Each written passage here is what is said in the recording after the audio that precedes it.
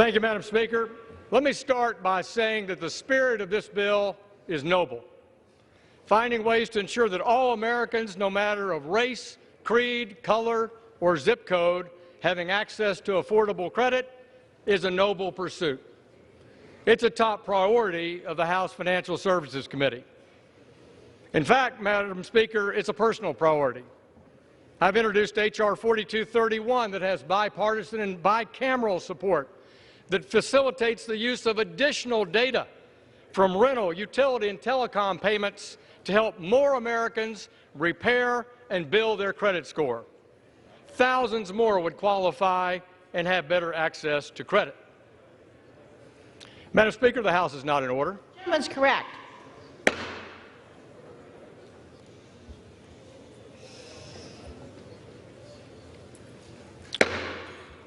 The reality is that while this is an issue that faces all Americans, it's communities of color that overwhelmingly face the greatest obstacles when it comes to obtaining access to affordable credit. Legislating is difficult. It requires good faith negotiation, compromise, and a willingness to take a small deal of political risk that occasionally makes our political lives a little more complicated. Messaging, Madam Speaker, on the other hand, is easy. It only requires the inherent power of the majority. There was a bipartisan path that could have been taken, but today House Democrats chose to detour down the messaging-only path. With a vote today, the majority is sadly seeking to socialize credit, consumer credit ratings, and credit risk. This will jeopardize access to credit for millions of low-income and moderate-income families. This legislation will inhibit lenders' ability to get the full picture of a consumer's financial health, making risk more difficult to assess. This ultimately increases the cost and decreases the availability for our consumers. The good news is, Madam Speaker, that Republicans will stand united in opposition to a government takeover of our credit bureaus. Today, the majority in Congress seeks to socialize our credit system by having credit scoring and credit scoring models taken over by the government, specifically the unaccountable Consumer Financial Protection Bureau. However, I hope that we can all come together on one major principle.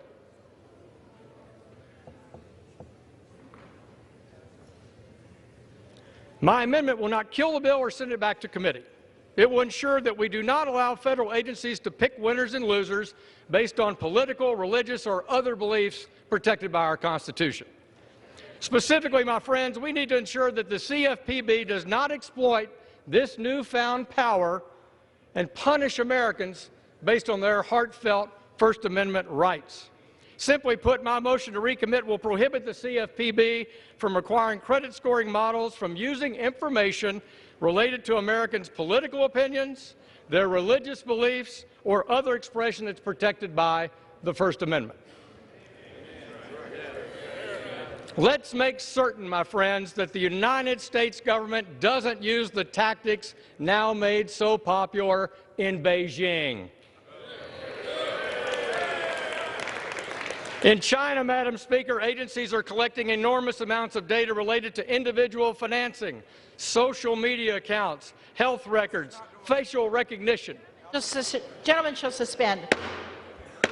House will come to order. Gentleman may resume. In China, my friends, now we have the social score. It permits rewards and punishments based on each individual social score. For example, if you have a higher social score, you might get a discount on your monthly energy bill. If you have a lower score, you might not be able to get on that train or airplane.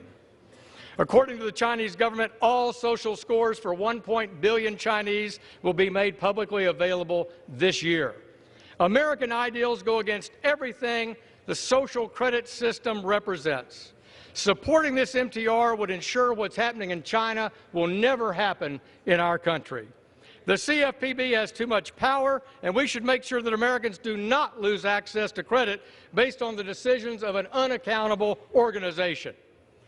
This unaccountable organization has a history of overstepping its bounds. As policymakers, we need to support measures that increase access to affordable credit, increase accuracy and security of the consumer credit information, while remedying concerns about the existing system. This legislation undermines the fundamental strengths of that credit reporting system and makes it more difficult, more expensive for lenders to analyze the credit risk of our friends and neighbors across this country. The United States has the best financial system in the world. I urge my colleagues to vote yes on this motion to recommit, vote no on the underlying bill, help maintain the United States as the most competitive consumer finance system in the world. And I would urge my friends, there's a right way to vote on this MTR, and there's a Huawei to vote on this MTR. Yield back.